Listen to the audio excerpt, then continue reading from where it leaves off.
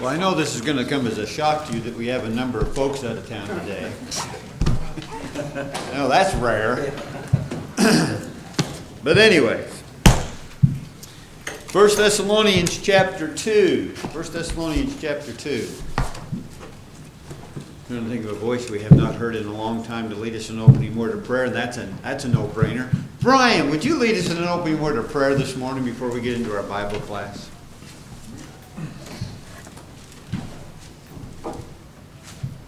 Holy Father and God who art in heaven, we're thankful for this day that you provide for us, a day in which we can come before thee and to worship thee, to sing songs of praise unto thy high and holy name, and to thank thee for all that you do for us. We pray, Father, that as we have assembled here to study your word, that you would help us to keep in mind the things that will be said.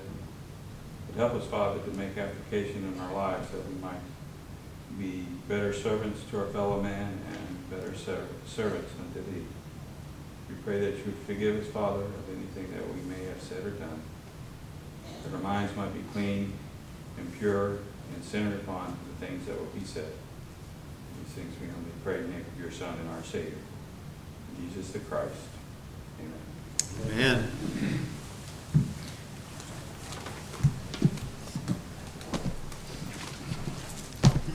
Okay, the first 12 verses of chapter 2. The first 12 verses of chapter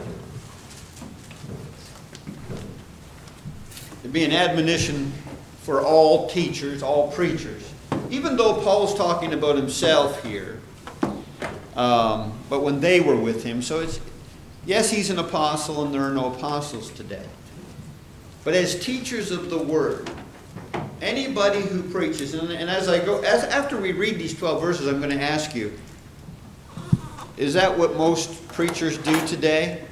And I think the answer is going to be obvious. The answer is obviously no. But I think it's a pattern. It's something that we need to aim for. And hopefully every preacher, as I was studying this week, I'm saying, man, that better be me. That better be me. I better be living up to this. Not the qualifications of an apostle as such, but what he did when he was with the brethren there. So I want you to pay close attention to this reading as we go through the first 12 verses this morning. Let's start at the front. Warren, let's start with you and we'll work our way back. 2 verses apiece, so obviously the first 6 people here takes us back to Matt.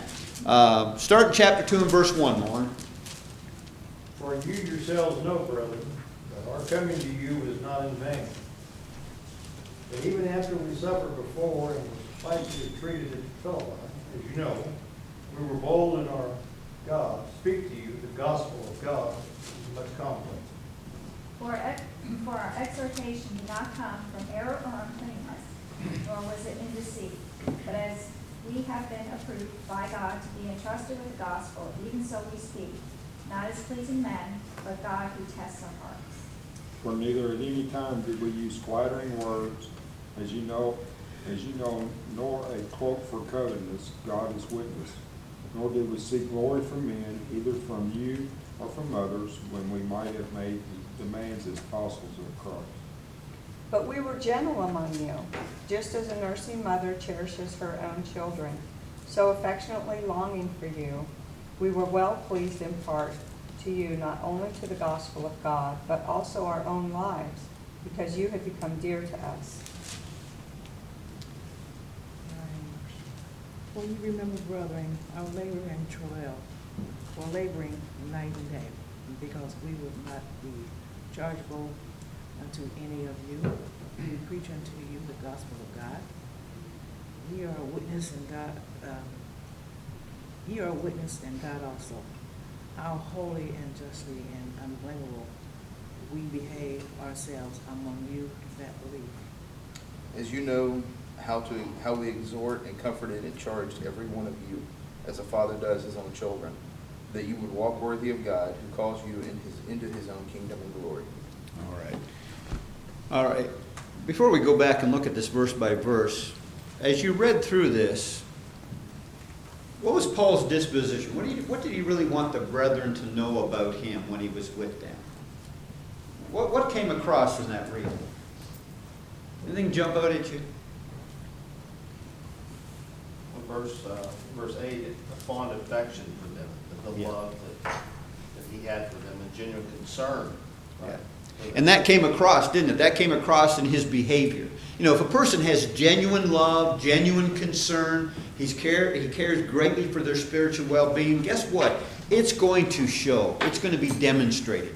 And Paul talks about that from the get-go when he came to the brethren there that we read last week when the church started. You know, when we talked about the church starting, when he went to Thessalonica, he talked about, and we're going to get to it here in a moment, but he talked about what caused him to go there in the first place. They were under great persecution, so they fled, and they ended up at Thessalonica and preached them the truth.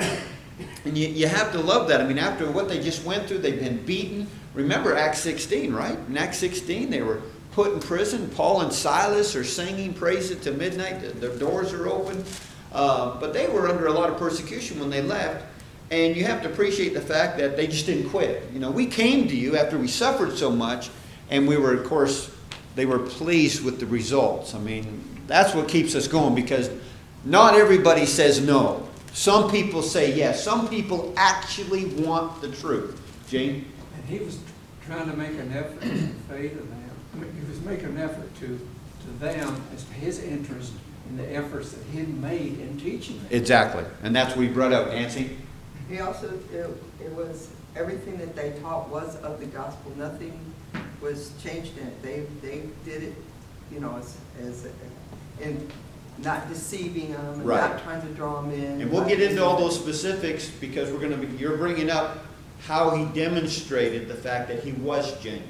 How do you demonstrate that you truly love? You know, the part that bothers me is when people are getting in the pulpits and they're saying, look it, I care for you as a people. I love you. I want you to go to heaven. And he doesn't give them the complete truth. You know, that's the part that sickens me. No, I know they're saying it out of sincerity. But here's the difference. This is the inspired word. And Paul is saying, what he's saying is absolutely true. Let's go back to verse 1. He says, for you yourselves know, brethren, that our coming to you was not in vain. You remind the brethren of what it was like. And that's what so often happens with problems and some misunderstandings. And married couples need to remember this too. When there's a misunderstanding within them, they need to be giving the benefit of the doubt. Or not only that, they need to say, don't you remember? Don't you remember? And that helps. It's when you forget you get into all kinds of problems. And so Paul is trying to get the brethren to remember when he was with them and labored with them. He says in verse 2, but even after we had suffered before and were spitefully treated at Philippi, which is where they were, as you know, we were bold in our God to speak to you the gospel of God in much conflict. What do you think the pressure would have been for normal people that were persecuted for what they taught, and then they go on to another city? What might be the pressure? What might they be tempted to do? Change it, Why? because so they wouldn't be persecuted. Yeah, in other words, speaking this got us into trouble. Maybe we just need to pull back a little bit. Maybe let's just, sugarcoat it a little bit more, because I don't want to go through what we just went through over there. No, not at all. Matter of fact, Paul says, we came to you with boldness of speech. And the brethren, they appreciated that fact. And that's what's important here. And again, mindful of the fact that we did that even though that happened. Now, Paul is, yes, he's going to be commending the brethren, but he's letting them know, Paul's letting them know that he's the genuine thing. I like people. You do too. Don't you like people who will just tell it like it is? Some people don't like people like that. I just kind of like, don't put the fluff. Shoot from the hip. Tell me where you stand. Because I'll tell you where I stand on things. Now, that there are a lot of people who don't like that, but I kind of like a person who's going to be forthright with me and just don't worry about little things. This is a very bad illustration. This is a bad illustration. And I wish Bernice was here, because I would tell her that. But it was like after church, or in between Bible study, and she came up, she got a question for you. She goes, you got something on your lip there. No, you don't have it. It's over there. And you guys, And I finally got it out. Okay, and then we proceeded. But it's not like, I don't want to say anything, this is embarrassing. I can't look, It's a minor little thing, but I like the idea that people can just speak your mind. Speak the truth. Speak the truth. And what I like about Paul is he's that kind of person. And the brethren there were aware of that when he labored. Trey. But he spoke it with love. He didn't did. do it with hate. And so there's a difference when you're being upfront with somebody. Yes. Knowing where you stand with somebody, you don't have to be hateful. And you could have. You could be belittling, you got something, that's pathetic that you stood here, you didn't check before you got up. Yeah, you could have gone on and on. Oops, lost my Bible. Getting too excited here. Okay, now look what he does in verse 3. For our exhortation did not come from error or uncleanness, nor was it in deceit. Who was the last reader? Amy, you handy? Can you go ahead and turn to 2 Peter chapter 2? Dave, I want you to turn to 2 Corinthians chapter 4. I'm going to get you to read something in just a moment. Dave, you're going to be 2 Corinthians chapter 4. I'll get you to read there in a few moments. But Amy, if you'll read 2 Peter chapter 2, verses 18 and 19. Listen to what Peter says here. It's kind of similar to what Paul's talking about. For when they speak great swelling words of emptiness, they allure through the lust of the flesh, through lewdness, the ones who have actually escaped from those who live in error. While they promise them liberty, they themselves are slaves of corruption. For by whom a person is overcome, by him also is he brought into bondage. What a great passage, right? I mean, what's he telling in that first verse that you read, Amy? Here's what he's not doing, or what Peter's saying. What was that again? When they speak great swelling words of emptiness, they allure through the lust of the flesh, through lewdness, the ones who actually escape from those. Here it is. That describes them to a T. The emptiness of those teachers. They're not really providing you anything, that empty flattering and empty words and great swelling words. And, that's not going to accomplish it. And again, it was for their gain. And he's going to talk about that in his next verse, in verse 4 and 5 that we're going to look at. But the exhortation, what you teach, as we've been emphasizing here, it doesn't come from, not only from error, but it doesn't come from the wrong motives. Do you think anybody on this planet would want to teach religiously for their own gain? Do you think that's possible? That anybody would do that? Well, you know what happens, right? You know what happens. And the sad part is, as much as I want to blame the teacher, what about the people who get sucked into that? There's accountability there. It's sitting there in a person. If you go to a congregation, man, I can't believe where I go. The guy where I go, he's got his own private jet. He's got his own mansion. He's got his summer home, and he travels all the time. Well, you're supporting it. You sit there and complain all you want, but these guys only take advantage of what people will let them away with. Let's face it. That's the only way it works. Paul is, in a way, talking about himself, but he's commending the brethren at Thessalonica here. He's commending them. Because the good bond that they had, as you guys have been mentioning, it came from a person like Paul who taught this word, and it wasn't from this uncleanness, the deceit that was there that the people have. But he says in verse 4, but as we have been approved by God to be entrusted with the gospel, even so we speak, not as pleasing men, but God who tests our hearts. Dave, 2 Corinthians chapter 4 and in verse 2. What does it read? But we have renounced the hidden things of shame, not walking in craftiness, nor handling the word of God deceitfully, but by manifestation of the truth, commending ourselves to every man's conscience in the sight of God. Powerful. Listen, Paul, same writer, right? Paul says, when I'm trying to teach people, there's a right way to do it and a wrong way to do it. He says here, not as pleasing men. Does that remind you of any other passage of Scripture? Guys, remember Galatians chapter 1? Paul says, if I seek to be pleasing men, I cannot be a servant of Christ. And I want to give you the exact verse on that. What is it? It's I want to say 18, but I think it's too far. I think it might be, is it 13? Galatians chapter 1, and it's it was verse 10. For do I now persuade men or God, or do I seek to please men? For if I still please men, I would not be a bondservant of Christ. Don't forget John chapter 12, is it verse, I think it's 47, 48. I have to go over there and make sure. But that's where, do you remember they didn't want to confess Jesus? Does that ring a bell to you guys? Do you know why they didn't want to confess Jesus? Anybody remember? They didn't want to be kicked out. Of what? It's 42 and 43 of John 12. Nevertheless, even among the rulers, many believed in him, but they did not.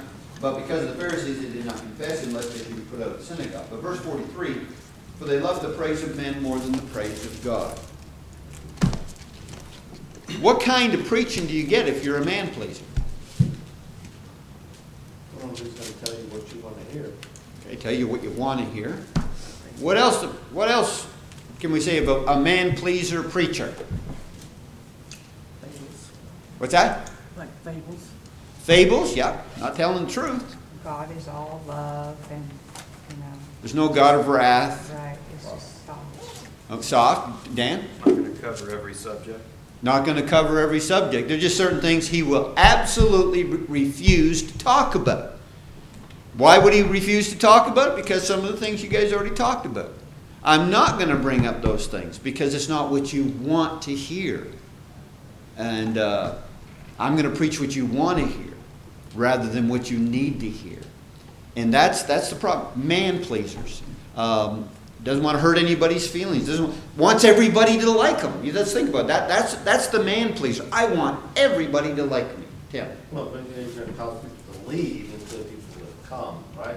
That's it. So again, man pleaser focuses on the numbers. He's more interested in the quantity rather than the quality. That's what he emphasizes. And so these things you need to remember, folks, because it doesn't take you long to pick up on a man pleaser. All right? And man pleasers are there. Those are people who just favor certain people in the congregation. You know, I've been there. Chuck's been preaching there for 9 years, and every illustration, it's the same guy. Why does he do that? He's trying to butter him up. You know, he's trying to, and like I told you, that preacher that told me one time, this young preacher, I almost had a heart attack. When you have a guy in for a gospel meeting, some of you have heard this, and he tells me, Chuck, when you use illustrations in the pulpit, use the rich members. That's your bread and butter. And that rascal, during that gospel meeting, he did it. The wealthiest members, he used them in their illustrations. And they loved him. Now, it was a short week, right? And so, somebody used me an illustration, okay, especially if it's a good illustration.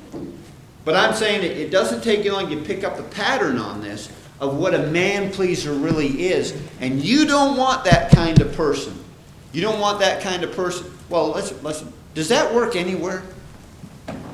Let's get it out of the realm of the religious realm. Does that work in other realms, man pleasers? Work.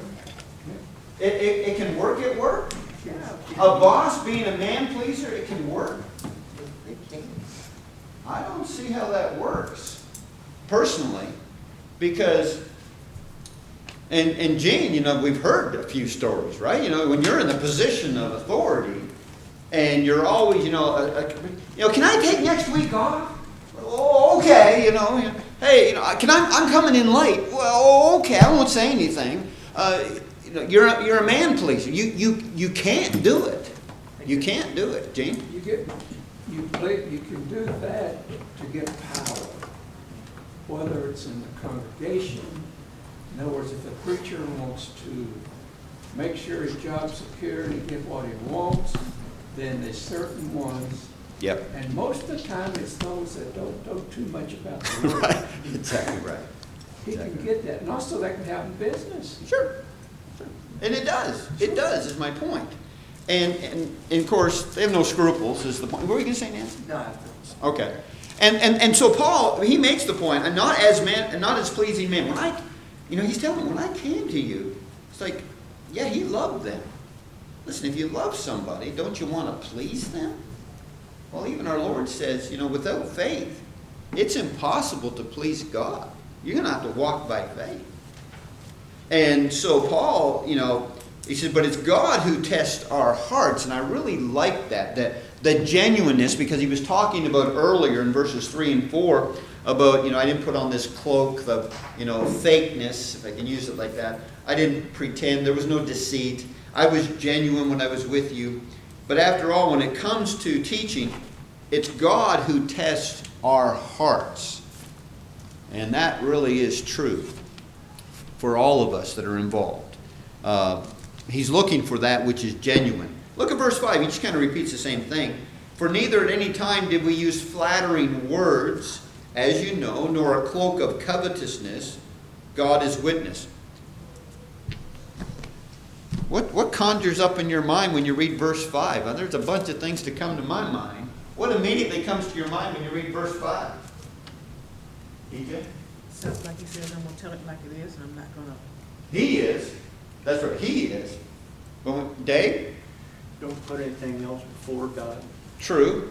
Doesn't it kind of remind you of televangelists and, the guys that are out? You talk about people who will use flattering words and have the cloak of covetousness. It's all about the money. I told you that. It's always stood out in my mind, and I hope I never forget it. But, the one thing that really impressed that guy who does our TV programs for years, he'd always say, I like your program because you don't solicit funds. That kind of stood out to him. Tim? Well, that's now, and we're reading about it. It happened then. It didn't take very long after the gospel was proclaimed before people started picking up on, I could make some money from this, right? And so, that's man's idea. I want to be genuine. I can give them part of the truth, and let's see who listens, and people are, and it just causes more and more numbers to say, hey, I like that. I don't like that. That's too strict. You go over here, it's less restrictive. Exactly. And let's not think that can't, we're talking about religions in general, right? Oh, yeah, that's bad. Well, that can never happen within the Lord's church. Well, remember some of the things that Paul, that we're about to get into, that he mentioned. When I was with you, I didn't take advantage of my apostleship. There's some demands I could have made. Man is worthy of his hire. And so there are times when, a preacher might come into a place, and start to take advantage of his position that is there. Now, that doesn't mean that he can't, that he has to take a vow of poverty. That doesn't exist. But then there's also that threatening idea. If you don't give me X amount of dollars, I'm walking and you need me. And if a congregation has the attitude of, yeah, we really don't want to lose this guy, somebody needs to step up and say, listen, if that's his attitude, there's the door. Nancy. Well, it kind of goes, like the Pharisees and all, they found that if they started making it stricter and stricter and stricter, that they could get things what they wanted. They knew that they were going to get a certain amount, but if they did change things around a little bit, they'd get more. Well, see, that's what Gene was talking about. Once you get the power, once you have the power, you can pretty much do anything that you want. It's getting to that point, right? And see, that's the problem they have with Jesus, because Jesus comes along taking some of their people away, and they're kind of losing their power. So they wanted Jesus dead because they want to keep that power, keep that control. Just like within the congregation, if I wanted the power and I was power hungry, and someone or a couple of you picked up on the fact I was power hungry, who am I going to try to get the congregation to turn against? You two. You're the troublemakers. You need to be gone. And that's what will happen. We need to understand that. It's always part of the problem. But it's like I'm preaching it myself here. But see, I have to learn. I've got to toe the line. My responsibilities. There's dangers that are there. Is my point. I don't think you could probably make the point, but from holding gospel meetings, you're accepting of what the congregation can afford, right? You could go there and say, well, I'm not coming back here after this. This isn't enough for me, right? I could go other places and make twice as much. Why do you mean to come here? if you wanted to abuse them. Yeah, exactly. And you've heard me talk about that, right? I've given you the illustration when the person says, I'm getting this, I want this, I want this, I want this, I want this. We just want you to come preach the gospel. You know, here you are, you're worried about the end result as far as monetary. You know, if you just focus on the spiritual, and that's what you get here. Because Paul talks about, I know I'm getting a little ahead of myself, but he even talks about, hey, when I came into town, we just went to work. We were not a burden to you. You know this, brethren, at Thessalonica. You know this. And they appreciated Paul, by the way. They appreciated him. Gene? Remember, at Northwest, we had a preacher that came in, and he sold Amway. And I'm telling you, the guy came in, and the only thing he's interested in that week is making contact to sell Amway. Yeah. Now, you'd be surprised, the name of this preacher, he's one of the leading. I'm not surprised. I'm not talking about it. But it's true. That's, again, people using the position for ulterior motives. Okay? Ulterior motives. And Debbie and I were in that situation. Here we were in Toronto. A guy says, you know, out of the blue, so, you know, I'm in Toronto. Somebody from the United States says, Chuck, there's a guy that's interested in spiritual things. I think we got Bible contact for you. Well, great. I don't know this guy might. Somebody wants to study the scriptures. We'll study the scriptures with him. So here, meet us. You know, we're meeting at this place downtown Toronto. Will you and your wife come? So we come and yeah. He's the featured speaker. He's up there, and I think it was, what was it? It was Amway. And he just happened to have one of the guys there that talked some Bible with him. But he wanted us to become part of this, and so you can create more contacts. You need to buy into this. And yeah, I buy into this. Lined your pockets, buddy. Your ulterior motives, I was sickened. I was absolutely sickened. I was gone. Because people seem to think that you can use this cloak of covetousness, and it rears its ugly head in so many different ways, and we need to pick up on this. And there needs to be balance, of course. You know, if we had like 50 preachers in here and say, Chuck, cut it out. You're making it hard on us. No, I'm not. No, I'm not.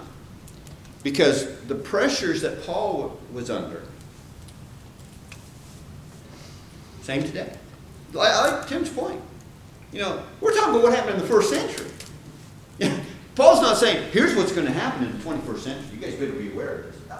It was right back there. You had preachers, you had teachers that were teaching this way, using the flattering speech, not wanting to offend man in any way. And they had that cloak of covetousness. Now look at verse 6. He says, nor did we seek glory from men, either from you or from others, when we might have made demands as apostles of Christ. We didn't seek glory of men. I'm going to tell you, it's tough. You know, if your only goal is, you know, let's face it, why do you want to be a man pleaser? You know, I think he's making a different point than the previous point. Why do you want to be a man pleaser? What's the ultimate goal? Is to get the praise of them. You know, pleasing men, yeah, I can keep the numbers and all that kind of stuff, and there's a lot of reasons why I might want to be a man pleaser.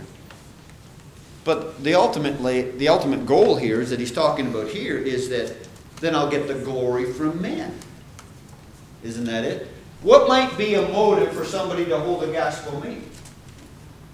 I'm going to go to hold a gospel meeting, never been there before. I might get 10 more. There might be some brethren from other places. Man, I'm going to get pretty famous. I don't know how many times I told Debbie, you know, a week before I'm going somewhere, if they called me up today and said, Chuck, sorry, we've canceled it, or we got somebody else coming, I'd go, thank you. I don't know how many times I told her, thank you. I'm glad to stay home. I'd like to stay home. Seriously. There is no place like home. But, you know, you need to be careful of this, because I can remember back as being a young preacher, that was the goal. Man, as a young preacher, the goal was, man, I want to be invited. And then you tell people, you know, I've got a meeting. I'm going to hold a revival up somewhere. You know, and you're always telling people this. Why? Because you're trying to make a name for yourself? Young preachers need to, and I try to tell them, be aware of that. Be careful of that. When somebody said, I remember a young preacher said, how do you get meetings? Don't worry about it. You don't go look. He says, do you call people? No, you don't go call people. You know, when somebody calls you up and say, I'll hold you a meeting, we go, thanks. But, you know, that's not the way it works. Gene? Bring it down to a couple of notches.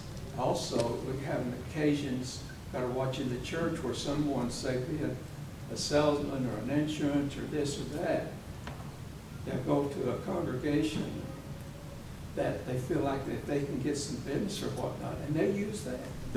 That's exactly right. So It's true, Gene. It's true. It happens in all. But again, you know, if we're gonna step on everybody's toes today, not just Chuck's, if we're gonna step on everybody's toes, remember the sermon on attitude of entitlement, because it can happen to all of us. I'm a part of this congregation, therefore,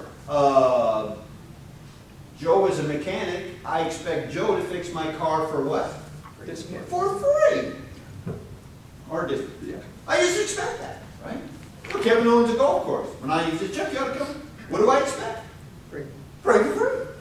Yeah. Where's that coming from? You see, there is that danger everywhere with this attitude of this cloak of, not just the preacher, of course, but this is what Paul's talking about here. No, I'm not going to get sidetracked. Let me get back on track. Paul says, well, I come to you. I didn't come this way. I wasn't interested in seeking the glory from men. I didn't make demands as an apostle. So, I mean, boy, you talk about being in a position. I'm not an apostle. But could you imagine coming into a congregation? I'm an apostle. I was chosen. Man, you play that card. That's a big card to play. But he didn't play that card. Look how he describes himself here in verse 7. We were gentle among you, just as a nursing mother cherishes her own children. Oh, come on. How did he do that? By not doing or doing what he said in the first 6 verses. How do you do that? How can you be gentle? And yet be that, I didn't use that flattery. I wasn't a man pleaser. Well, how did you accomplish that then, Dave? Well, by being humble and caring. Okay. Trey was mentioning earlier, it does matter how you say what you say. But I also think within that is people pick up on the consistency. Parents, our children will respect parents who are consistent. And they got the balance. They hugged me when I did something right. They punished me when I did something wrong. And guess what? They punished me again when I did something wrong. And they did hug me again when I did something. There was consistency in there. When there's not consistency, I'm going to tell you, you're all over the map. And Paul was fair. Because with the preaching of the gospel, you tell people, you do this is the reward. You do this, and this. This is the punishment. It's the balance there. You preach it both ways. And Paul was like that. He says, as a nursing mother cherishes her own children, so affectionately longing for you, we were well pleased to impart to you not only the gospel of God, but also our own lives, because you had become dear to us. It might not be a perfect parallel, but Nancy, can you read Romans chapter 9 and verse 3? Romans chapter 9 and verse 3. And for I could wish that I myself were accursed from Christ for my brethren, my countrymen, according to the flesh. Did you hear that? Did Paul really mean that? Man, I'd sooner lose my soul if my kinsmen, my own people, could be saved. What's he saying? Does he really mean that? What was he meaning?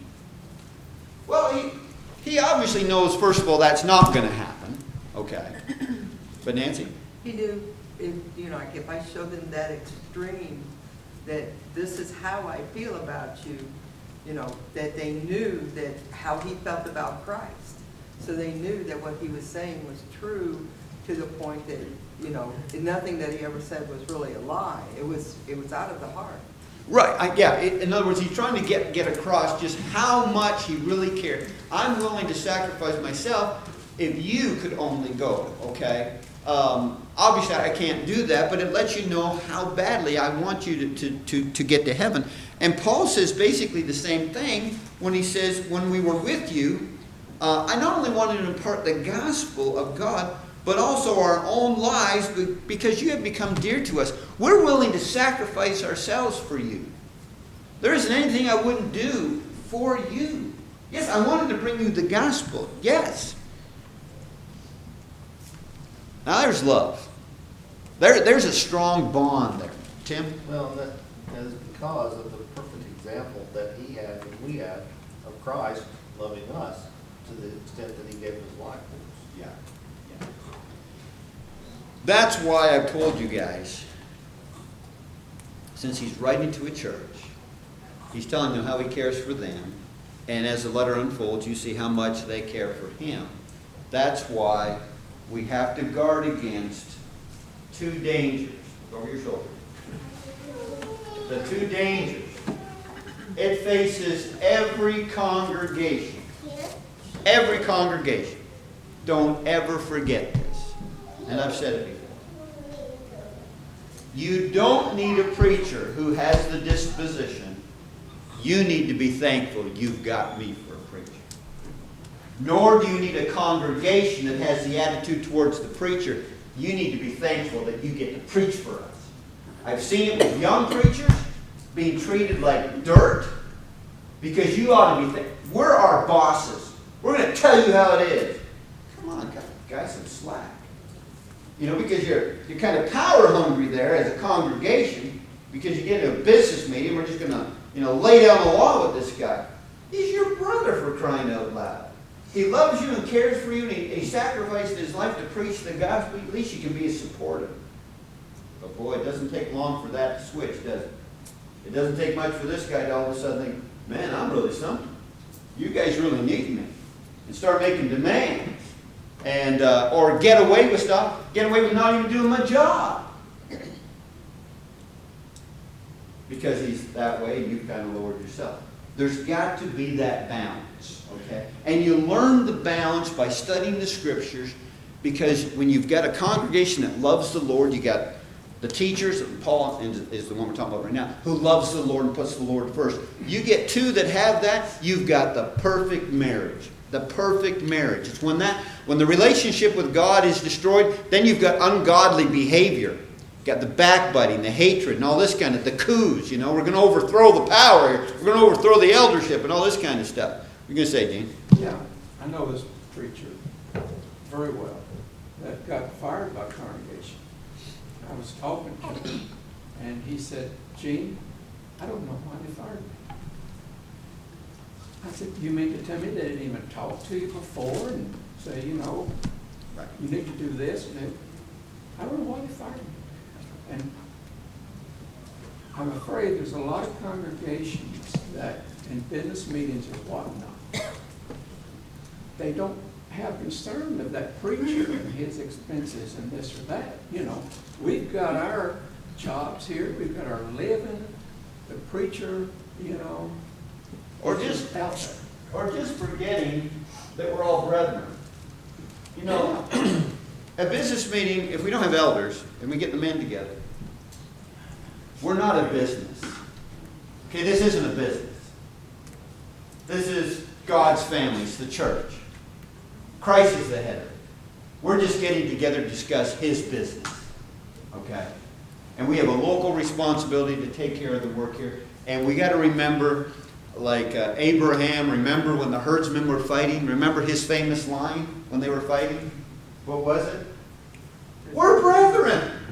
We shouldn't be fighting. Okay? So he says, Lot, you just pick wherever you want to go. We just shouldn't be fighting. And that is so important. So, and then verse 9 says, for you remember, brethren, our labor and our toil, for laboring night and day, that we might not be burdened to any of you. We preach to you the gospel of God. He did both. Paul was a tent maker. Paul could do both. He didn't want to be a burden to them. Now, we know from 2 Corinthians that false teachers came in and used that against him by not taking support And they said, what kind of teacher is he? Didn't even take your support. And Paul found himself on the defensive saying, I had to apologize for not taking your money. He says, I robbed other churches so I wouldn't be a burden to you. They didn't appreciate that, or at least after a while they didn't, because of these false teachers. But Paul is reminding the brethren there that we came to you. Our goal was just to preach the gospel. And he says, you are witnesses in verse 10, and God also how devoutly and justly and blamelessly we behaved ourselves among you who believe. You know that. Our example, kind of an example. You got to be around them, and it should be demonstrated. If I'm going to pick on preachers, just do your job. Do the work. Like Paul told Timothy, do the work of evangelist. Just do the work of evangelist. Well, I don't know. If people don't even know what I'm doing, they'll know. I've often said that. I said, you can tell when somebody gets in the pulpit and they haven't prepared. Okay? You just tell. You just know about what's going on. You can just be aware of that. And Paul just reminding them of what they already knew. They were witnesses of his life, so he didn't have to defend himself in that. He says, as you know how we exhorted and comforted and charged every one of you as a father does his own children. And I like that. Paul says, every one of you. It wasn't certain ones. It was on an individual basis as a group. But every one of you, the responsibility was there. And so preachers don't want to overlook, ignore certain things that are going on and not preach about it because they're good friends. I've seen that happen.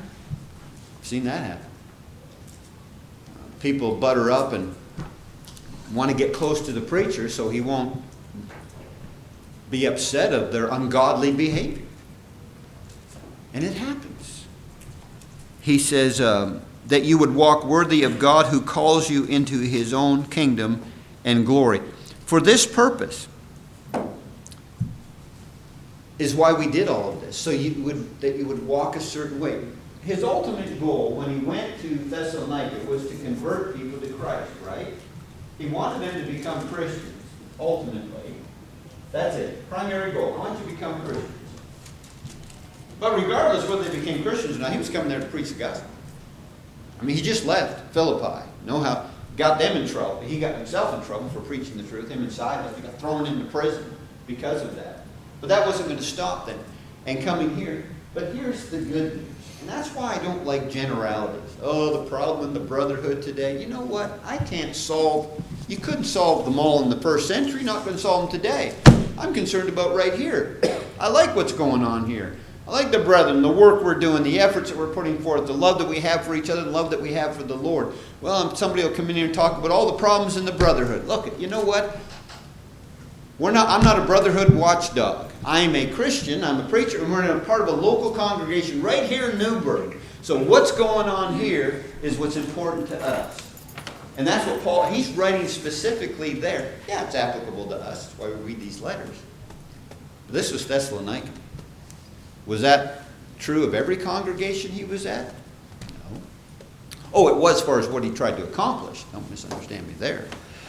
But the brethren there had a good attitude, and now he's going to be talking about the rest of from verse 13 on, in chapter 2, talking about their conversion. And we're going to talk about that, Lord willing, next week when we get into that. But I just want you guys to be mindful of the responsibilities that we have as a congregation as we work together.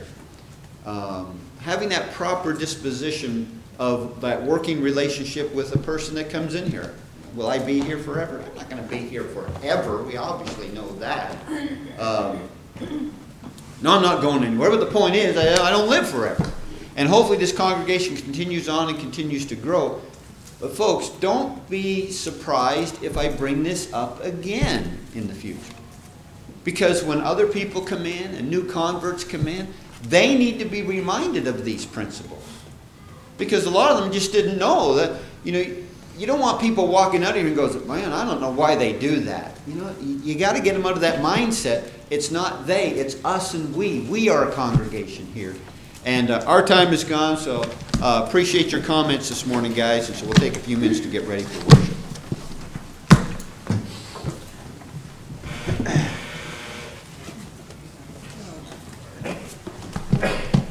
Good morning.